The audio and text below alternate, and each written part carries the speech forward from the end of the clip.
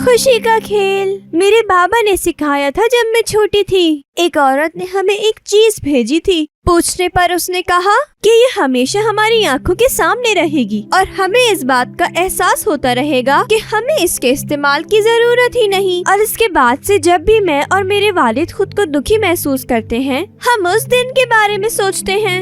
एक दिन बाजार में पोलियाना ने देखा कि एक बंदा बहुत ही बड़ा कोट पहना हुआ है। पोलियाना ने उस बंदे से दोस्ती करना चाही, लेकिन वो समझ ही नहीं पा रही थी कि वो बंदा आखिर बोल क्या रहा है। कुछ वक्त गुजरने के बाद उसने वही बंदा दोबारा देखा। उसने एक दफा फिर उससे बात करने की कोशिश की। इस बार उसने भी उससे बात करना शुरू कर दी।